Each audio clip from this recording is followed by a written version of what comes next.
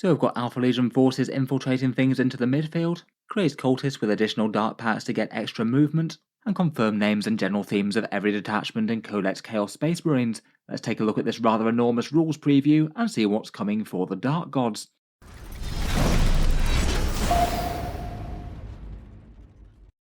Hello and welcome back to Auspex Tactics, where today we're talking Chaos Space Marines. And in this video I thought we'd cover the latest rules and updates for the Chaos Space Marine Codex, where Games Workshop just dropped a rather big preview article, giving us a little taste of every single detachment in the Codex, some of them really showing off their core rules in earnest, otherwise we just got a few teasers of enhancements or stratagems. As we know, the Chaos Space Marine Codex is the one with the most detachments out of any in Warhammer 40k so far.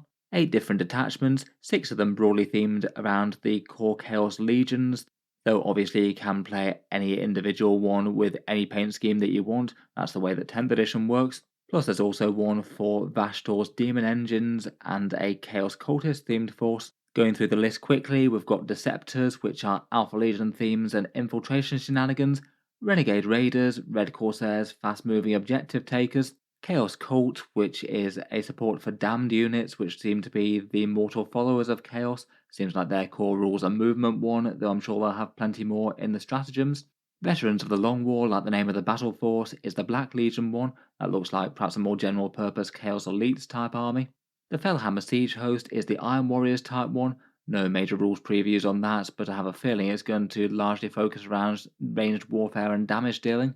The Dread Talons one is the Night Lords flavoured one. The only thing that we've seen so far is a jump pack themed boost. The Pactbound Zealots is the new name for the Slaves to Darkness detachment. That's basically going to be the Word Bearers one apparently, with the marks of chaos. And finally we've got the Soulforged Warpack. That one is Vashtor's Demon Engines in some form. No telling yet whether or not you'll actually need to run Vashtor, or it'll be very heavily encouraged, or whether it's just something that could be kind of good for any random collection of demon engines you might have to wander into battle. The new book will be going up for pre-order at the weekend on Saturday the 11th of May. That means people should start to get it around the 25th of May. If you were looking to pre-order at that date, I'd do so via a discount retailer. I do have plenty in the video description. And in general I'd do that versus buying on the Warhammer web store, as you just directly save some money versus that. These are the times when the pre-orders should be going live. If you are looking to land one of the battle forces, it probably does make sense to check in around about this kind of time. If it's anything like Orcs Custodies or the Deathwing Assault, then Games Workshop might well hideously underproduce. I'd probably check out the discount retailers first and maybe fall back to the web store if you are absolutely certain that you're buying one, though obviously I wouldn't rush out to do so out of FOMO. Release things aside though, let's take a look at the rules preview for the Chaos Space Marines today. First up, we've got the Deceptors detachment, which is the vaguely Alpha Legion themed one. The thing that we got shown off for that is the core rule for the army, called Masters of Misdirection, and during the declare battle formation step you get to select a number of legionaries or cultist mob units from your army. Until the end of the battle, those units gain the Infiltrator's ability. You can choose up to 3 of each at Strike Force, so 2,000 points, or 2 of each at 1,000 points in Incursion. This one is the detachment rule, so you'd be swapping out the system of Chaos Marks and boosted Dark Packs that you get in the current Slaves to Darkness detachment. So bear in mind that this wouldn't be a direct upgrade, your units will be hitting significantly less hard. But you could still get the standard issue Dark Packs, fleshing into sustained or lethal hits whenever you need it. This infiltrate ability does look like genuinely really quite a good one though, controlling the midboard's really quite nice, and perhaps particularly so if you can do so with cheap cultist units, cannon fodder that really doesn't matter too much if the enemy does wind up destroying them. They could be used for big and painful early game move blocks if it made sense to, maybe just standing in front of the whole enemy army and holding them back for a turn, or potentially just being more trading units on objectives, sitting out of line of sight on a primary, and then making sure that your opponent actually has to properly come to them and engage them, and then you counter-attack them hard, or just being in nice places to do secondary objectives very early in the game. That doesn't hurt either. At the moment at least, Legionaries are looking very efficient, no telling if they will be quite as efficient when it gets to the actual Chaos Codex release. But again, Legionaries charging in turn 1 could be fairly terrifying to the enemy army, at least for their more rank and file things. It's also kind of fun that you can attach some non-epic hero characters to add some extra punch to either of those units. Certainly Legionaries with a Chaos Lord on tow look far more threatening than just Legionaries in their own right. And it could be pretty interesting to see what sort of enhancements those characters can get. You could have some genuinely scary stuff in the midfield. I'm kind of excited to see what the rest of the options for the detachment are though. I feel like with a theme on infiltrating and stealth type things, Alpha Legion often gets some really powerful stratagems. Will be fun to see what they get on that front. Next up, we've got the Renegade Raiders, which is the more Red Corsairs themed detachment. Realistically, I guess they're more just Renegade Marines in general, so I guess you could certainly use them for all sorts of other warbands out there, maybe things like the Crimson Slaughter. I suspect that their main rule is actually called Raiders and Reavers. Looks like they've done a bit of a copy-paste error from the Alpha Legion detachment there and labelled it as Masters of Misdirection in the image. In any case, for this one, you get to be able to advance and shoot. You get the assault keyword on everything, so any ranged units are going to be highly mobile in this one. Everything gets to run and gun around the board.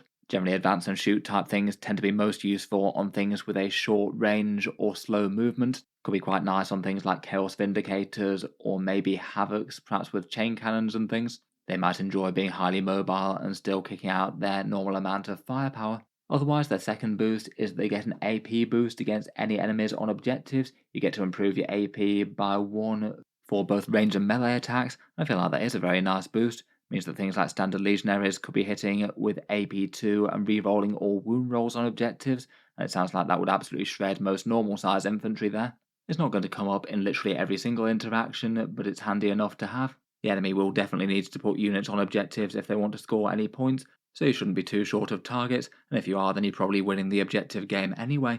Otherwise, it was also mentioned that they also have an enhancement to grant Scout 6 inches to something, probably their own unit, maybe to another one nearby as well, judging by other similar enhancements. I feel like that's an interesting enough one as it goes. You could have an aggressive melee threat in the midboard.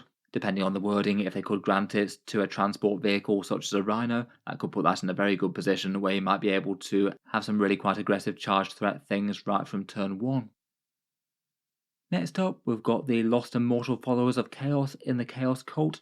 Kind of fun that these get their own detachment to themselves now. To be fair, the Chaos Space Marine Rangers gradually acquired more and more representation for the Mortals fighting alongside the actual Space Marines, particularly given the Kill Team releases that we've got. They've got quite a few now. The Dark Commune and the Accursed Cultist came out with the last Chaos Codex.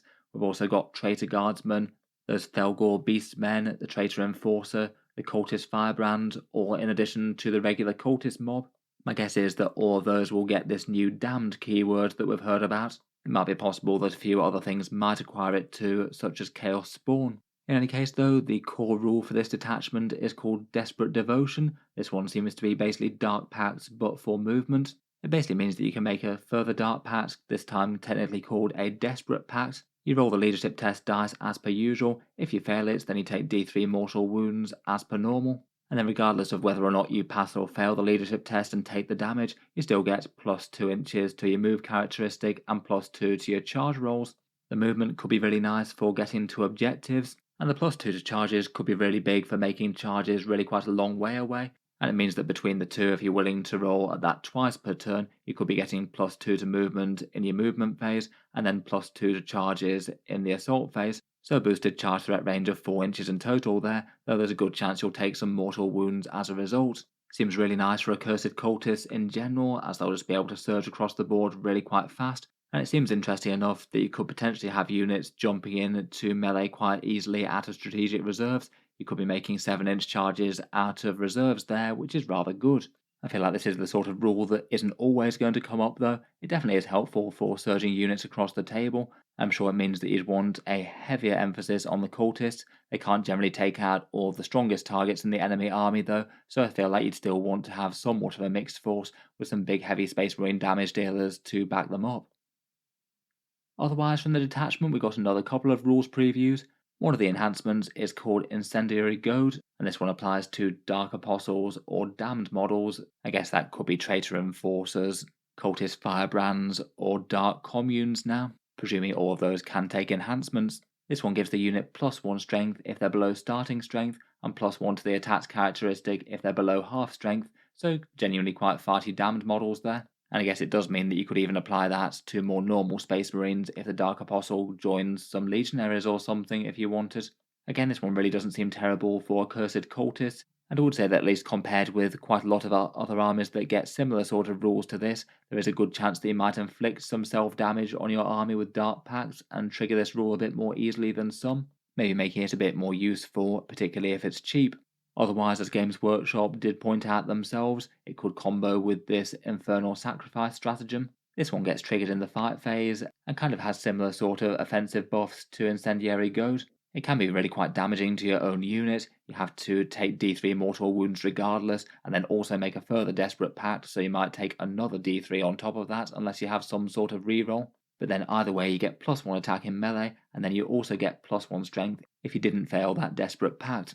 Generally I'd say that as damage boost goes, that doesn't seem awful. Could be nice for a big squad of accursed cultists. I'm thinking it might be a bit borderline on anything else. Perhaps particularly if you've got a way to re-roll the morale test from leaders and things to try and make that pact go off a bit more reliably. And maybe doubly so if you've got Incendiary Goad, as then you'd have a good chance to get +2 strength and +1 attack for one enhancement and stratagem, never mind any other buffs that the character gives, such as the Dark Apostles melee buffs. Seems kind of fun on paper, and unless they've made some changes to damned units, I guess you'd be able to layer that on top of dark packs as well. From the way that this is worded though, I do kind of wonder whether damned units might lose dark packs in the upcoming Chaos Codex. Maybe they'll keep that just for the standard Chaos Marines, and this would be what they get instead with the Desperate Packs. I guess we'll see on that front though, that's just speculation on my part.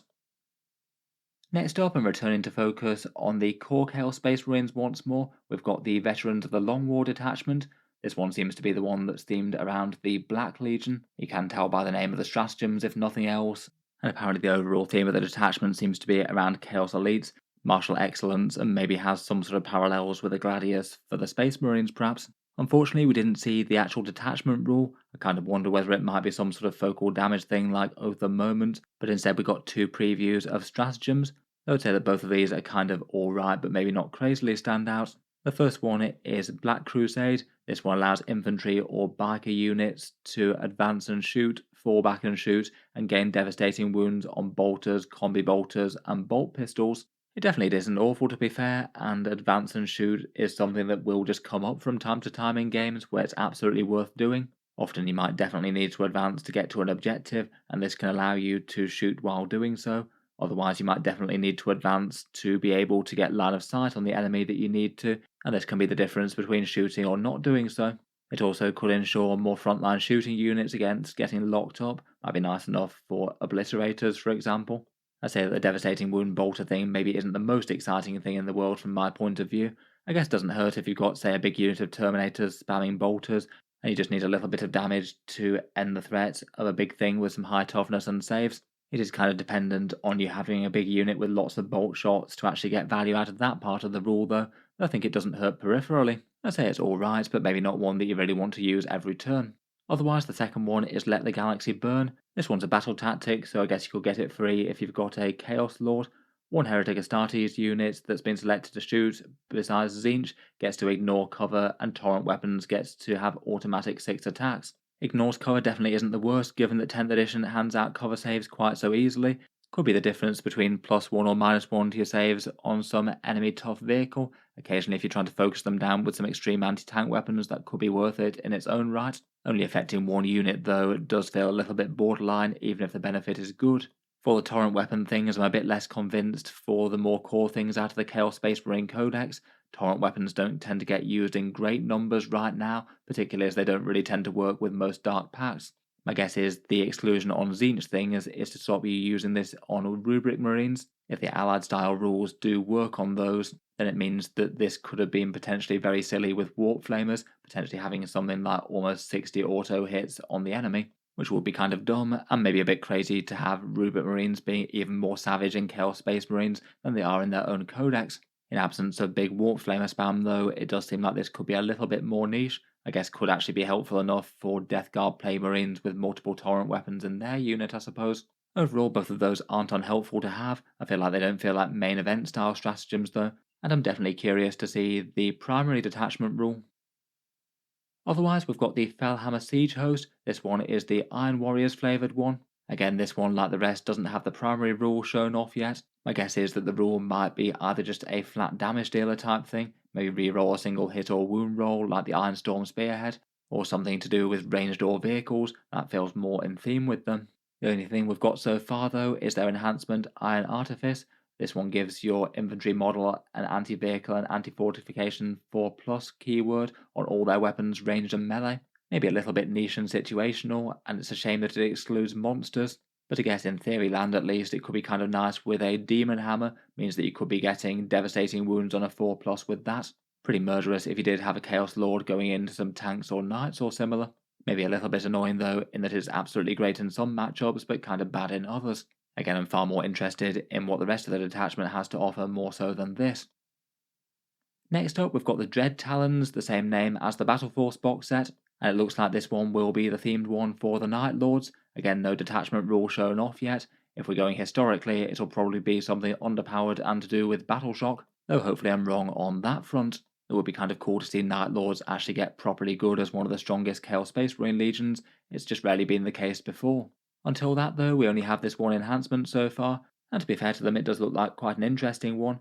Warp Fueled Thrusters allows the Jump Pack Chaos Lord and their unit, if they're leading one, to hop off the board at the end of the opponent's turn, provided they're not in melee. They go back into Strategic Reserve, and that allows them to redeploy via Deep Strike. Generally quite a nice ability in itself, as it means that you could have one unit with, say, this guy and a bunch of Raptors just hopping around the board doing secondary objectives when it makes sense to them, and then maybe later in the game committing to the damage game, maybe trying for a bit of range damage or a nuisance charge out of Deep Strike, and that'd be particularly nice if there is some sort of bonus within this detachment to make charges easier, either re-rolling them or getting a +1 or +2 to the charge, either via the core rule, detachment rule, or even the Jump Pack Lord's datasheet. When you come back on via Strategic Reserve, it does mean that you can Deep Strike. Currently I feel like it's a little bit of a grey area as to whether or not you can do this turn 1. Say if you went second and your opponent went first and he chose to remove him and his unit from the board at the end of turn 1, could you immediately return and Deep Strike him in your turn 1, even if most Strategic Reserves aren't usually allowed to turn up them by the mission rules? From reading a bit of discussion on the similar Adeptus Custodes debate that was for the Alaris Custodians, I understand that perhaps the commonly accepted rules as written is that technically you can right now. I had a few people correcting me in my Custodians tier list video. It's technically to do with the mission rules only stopping you coming in from Strategic Reserves turn 1 if you are set up in Strategic Reserves at the start of the game. Though in my opinion, I feel like the sentence where it's worded is a little bit easy to interpret one way or the other.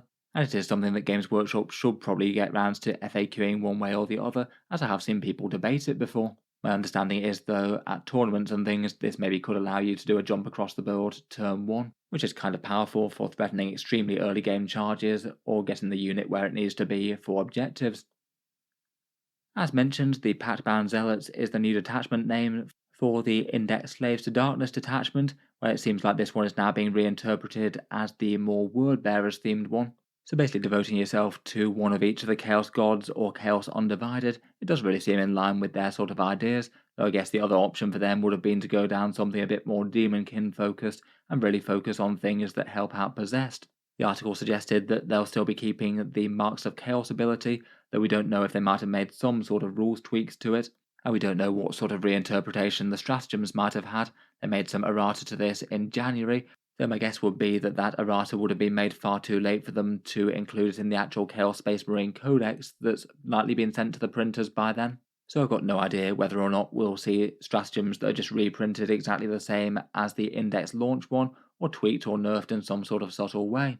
So far though, they have unveiled that there has been at least one nerf to this. The Talisman of Burning Blood is just very subtly worse. This one's for the Cornate characters, where you just get to add +1 to your attacks and strengths characteristics of the bearer's melee weapons. Then if you make a Dark Pact and you don't fail the leadership test, that goes up to +D3 of each instead.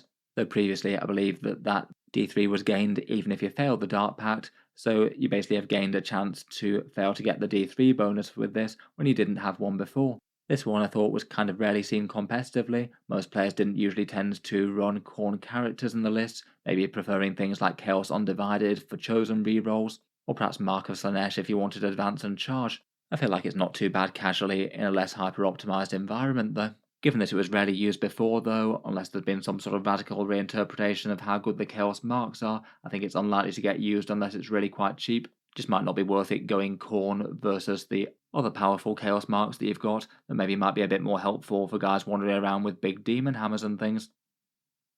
Finally, last but not least, we've got the Soulforged Warpack. This one's apparently going to be themed around Vashtor's demon engines, so it'll be interesting how they choose to reinterpret that for 10th edition. Apparently this will be buffs and benefits that target demon vehicle units, so I guess all your things like your Venom Crawlers, Mauler Fiends, Forge Fiends, and the like. We don't yet know how pivotal Vashtor himself will be to the overall detachment, though he has been really quite underpowered so far in 10th edition unless they give him some sort of buff. Fingers crossed it'll overall be strong and interesting and compete with the rest. It'll be really quite cool to have a whole load of demon engines with some pretty viable support. I guess we'll have to wait and see on that front though.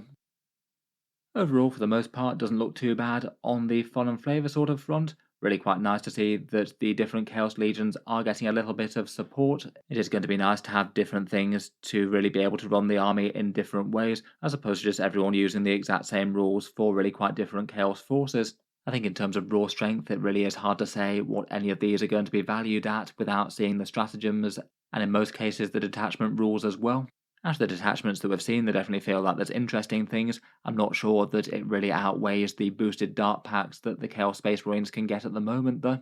I do feel that the current Mark packs and cool stratagem system that they've got at the moment really is quite strong in terms of the detachment rules. While the Chaos detachments would need to be really quite fearsome as an overall offering to compete with that well. The Infiltrate one seems nice enough, could certainly give you some fairly good mid-board control.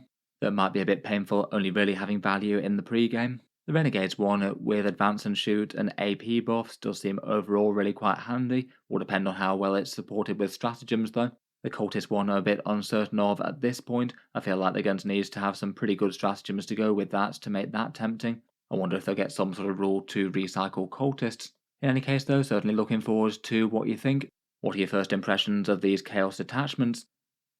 As mentioned, if you were looking to pick up Codex Chaos Space Marines or the new Battle Forces this weekend, you can do so at cheaper than Games Workshop with the online discounters down in the video description. Pre-orders going live at these given times. Fingers crossed Games Workshop doesn't hideously underproduce the Battle Forces as per normal. In any case though, I'm certainly looking forward to reviewing Codex Chaos Space Marines. I'll certainly keep you guys posted with videos for any other previews that they do over the week. I'll certainly aim to make a full review of the book if and when we get the big details. Finally, if you've been enjoying all the videos on the channel, I would just like to mention that Auspex Tactics does have a Patreon page as well, and you can find that linked in the video description down below. Channel patrons do get a fair few advantages, seeing certain videos early, regular votes to see what sort of things happen next on the channel, and automatic entry into the regular prize giveaways with the chance to win some big model kits each month. If any of that sounds good to you, or you'd just like to help support, the link is down in the video description. In any case, a massive thank you for listening, and I'll hope to see you guys next time.